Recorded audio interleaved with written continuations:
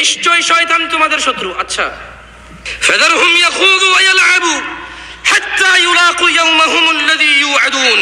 অতএব ছেড়ে দাও তাদেরকে, যারা তাদের মৃতদের সম্মান করে গান বাজনা বাজিয়ে আল্লাহকে অসন্তুষ্ট করে, যারা তাদের মৃতদের জন্য শুধুই লাঞ্ছনা বহন করে আর কিছুই নয়। আল্লাহর বিরুদ্ধাচরণে তারা তাদের মৃতদের শান্তি খুঁজে বেড়ায়।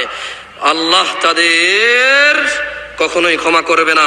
ফাযারহুম ইয়াখুদু, অতএব ছেড়ে দাও তাদের, ওয়ায়ালআবু হাত্তা ইউলাকু ইয়াওমাহুমুল্লাযী ইউআদুন, অতএব তাদের ছেড়ে দাও, তারা বেহুদা কথায় মত্ত থাকুক আর খেল তামাশা করুক, যতক্ষণ না তারা দেখা পায় সেই দিনের,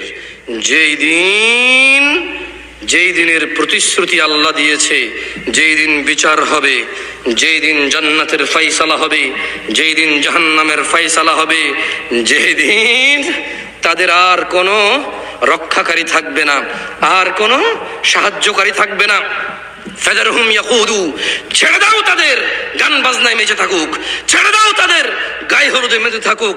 ফাযারহুম ইয়াখুদু, ছেড়ে দাও তাদের ফজরে ঘুমিয়ে থাকুক, জোহরে ব্যস্ত থাকুক কর্ম, আসরে আড্ডায় থাকুক, মাগরিবে আরামে থাকুক, ইশায় ঘুমিয়ে থাকুক। ফাযারহুম ইয়াখুদু, ছেড়ে দাও তাদের। ওয়ায়ালআবু, খেল তামাশায় মেতে থাকুক না তারা, সম্পদ উপার্জনে মেতে থাকুক না তারা, যৌবনের জীবন আনন্দে মেতে থাকুক না তারা মেতে থাকুক না গান বাজনায়, মেতে থাকুক না নেতাগিরিতে, ক্ষমতাতে, মেতে থাকুক না ব্যবসা বাণিজ্যতে, মেতে থাকুক না নিজেদের বড়াই অহংকারে।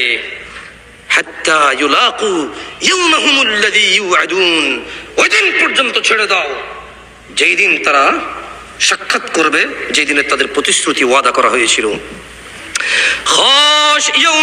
يوم يخرجون من الأجداث سراعا كأنهم إلى نصب يوفضون, যেদিন দ্রুত বেগে তারা কবর থেকে বের হয়ে আসবে, ছেড়ে দাও তাদের ওই দিন পর্যন্ত, যেদিন তারা দ্রুত বেগে এই মৃত মানুষগুলো, এই মৃত্তিকায় পরিণত হওয়া মানুষগুলো, হাড্ডি গুড্ডি মাটিতে মিশে যাওয়া মানুষগুলো, ছেড়ে দাও তাদের ওই দিন পর্যন্ত। ইয়াউমা ইয়াখরুজুনা মিনাল আজদাথি সিরাআন কান্নাহুম ইলা নুসুবিন ইউফিদুন, যেদিন তারা দ্রুত বেগে বের হবে কবর থেকে, ছেড়ে দিন তাদেরকে সেই দিন পর্যন্ত যেন তারা কোনো লক্ষ্যের দিকে ছুটবে অবনত চোখে। ওই দিন পর্যন্ত ছেড়ে দিন, মেতে থাকুক না গান বাজনায়, তারা কবর থেকে উঠে দৌড়াদৌড়ি করবে, ছুটে বেড়াবে। কোথায়? যেন কোনো এক লক্ষ্যে তারা যাচ্ছে। আজকে এটাই তাদের লক্ষ্য, দৌড়ে যাবে ওই দিকে তারা। খাশিয়াতান আবসারুহুম তারহাকুহুম যিল্লাহ, খাশিয়াতান আবসারুহুম তারহাকুহুম যিল্লাহ, যালিকাল ইয়াউমুল্লাযী কানু ইউআদুন। লাঞ্ছনা, অপমান, বেইজ্জতি তাদেরকে আচ্ছন্ন করবে, লাঞ্ছনা অপমান তাদেরকে ঘিরে রাখবে। এটাই সেদিন যার ওয়াদা তাদেরকে দেওয়া হয়েছিল। ওই যে আল্লাহ বলছে ইন্না ওয়াদাল্লাহি হক, নিশ্চয় আল্লাহর ওয়াদা সত্য। আল্লাহ বলছে ছেড়ে দাও, ফাযারহুম ইয়াখুদু, ছেড়ে দাও তাদেরকে, খেল তামাশায় মেতে থাকুক না আর কিছু কাল, ওই দিন পর্যন্ত যে দিনের প্রতিশ্রুতি তাদের দেওয়া হয়েছিল। তারা এমন কবর থেকে উঠেই ছোটাছুটি শুরু করবে একটা লক্ষ্যের দিকে, এবং তাদেরকে যে ওয়াদা করা হয়েছিল তারা সেই লাঞ্ছনার সাথে সাক্ষাৎ হবে, অপমানের সাথে সাক্ষাৎ হবে। তাদের শক্তি সেদিন কাজে আসবে না, তাদের বন্ধু বলে কেউ থাকবে না। ওয়ালা ইয়াসআলু হামিমুন হামিমা, কোন অন্তরঙ্গ বন্ধুর কোন খোঁজ খবর নেবে না। ইয়াউমাল কিয়ামাতি তারাল্লাযীনা কাযাবু আলাল্লাহি ওয়ুজুহুহুম মুসাওয়াদা আলাইসা ফি জাহান্নামা মাথওয়া লিল মুতাকাব্বিরিন। আর যারা আল্লাহর প্রতি মিথ্যারোপ করে কিয়ামতের দিন আপনি মুহাম্মদ সাল্লাল্লাহু আলাইহি সাল্লাম তাদের চেহারাগুলোকে কালো দেখতে পাবেন। আল্লাহ বলছেন, ও মুহাম্মদ সাল্লাল্লাহু আলাইহি সাল্লাম, যারা রবের কথাকে মিথ্যা বলে, আল্লাহর রাসূল, আল্লাহর কাছে এই পৃথিবীতে যত পাপ মানুষ করে কোনটা সবচেয়ে বড় পাপ? তখন রাসূল সাল্লাল্লাহু আলাইহি সাল্লাম বলেন, আল্লাহ তাআলার সাথে কাউকে শরীক করা। সবচেয়ে বড় পাপ কোনটা? অথচ আল্লাহই তোমাকে সৃষ্টি করেছে, তুমি আল্লাহর সাথে কাউকে শরীক করছো। এরপরে তিনি বলছেন, অতঃপর কি? ওই লোকটা বললো যে হে আল্লাহ রাসূল, শিরকের পরে বড় পাপটা কি? তখন আল্লাহ নবী সাল্লাল্লাহু আলাইহি সাল্লাম বললো যে নিজের সন্তানকে পেটে হত্যা করা, এই ভয়ে যে সে তোমার রিজিক খাবে। এরপরের বড় পাপটা কি?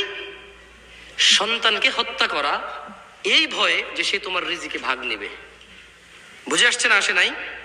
ভবিষ্যতে সে তোমার সঙ্গে খাওয়া দাওয়া করবে, কিভাবে পালবা, কি খাওয়াবা, এইরকম ভয়ে পেটে আসার পর বাচ্চাটাকে হত্যা করা হচ্ছে পৃথিবীর দ্বিতীয় বড় পাপ। মানে আল্লাহর সাথে শরীক করার সঙ্গে ওই লোক জৈনিক ব্যক্তি বললো যে আল্লাহ রসুল, আল্লাহর সাথে শিরিক করা বড় পাপ, এরপরে কি বড় পাপ? বললো যে বাচ্চাকে হত্যা করা, যে ভবিষ্যতে তোমার সঙ্গে খাবে। তখন লোকটি বলল, হে আল্লাহর রাসূল, এরপরে বড় পাপ কি? বললো যে তোমার প্রতিবেশীর সাথে জিনা করা। আপনি বুঝছেন, শিরকের মতো বড় পাপের পাশাপাশি এই জিনার পাপ আসছে, প্রতিবেশীর সাথে জিনা করা। বলেন তো সবচেয়ে বড় পাপ কি? দ্বিতীয়, কেন হত্যা করে? তৃতীয় অপরাধ কি? কার সাথে? কার সাথে? আল্লাহ তাআলা কোরআনুল কারীমে ব্যভিচারের কঠিন নিন্দা করেছেন। তিনি বলেছেন, ওয়ালা তাকরাবুজ জিনা ইন্নাহু কানা ফাহিশাতান ওয়া সাআ সাবিলা।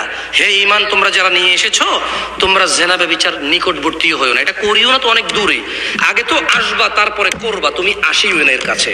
তার মানে জিনা করতে নিষেধ করা হয় না, আসলে জিনার কাছে যেতে নিষেধ করছে, করা তো অনেক দূরে, বুঝছেন নি?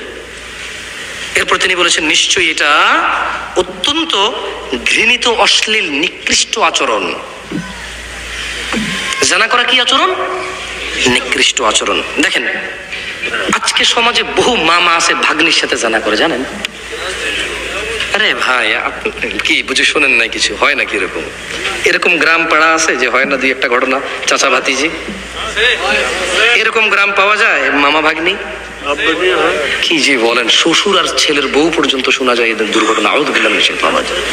একটা জিনিস খেয়াল করেন, আল্লাহ তাআলা কোরআন কারীমে বলছে, কি আপনারা বিরক্ত হচ্ছেন নাকি? আমার মনে হয় এরকম চিল্লাচিল্লি করে আপনার ভালো লাগতো না, না এরকম দরকার নাই, একটু মুখস্থ করেন কেমন? আল্লাহ কোরআন বলছে, ওয়ালা তানকিহু মা নাকাহা আবাউকুম মিনান নিসাই ইল্লা মা ক্বাদ সালাফ ইন্নাহু কানা ফাহিশাতান ওয়া মাকতান ওয়া সাআ সাবিলা।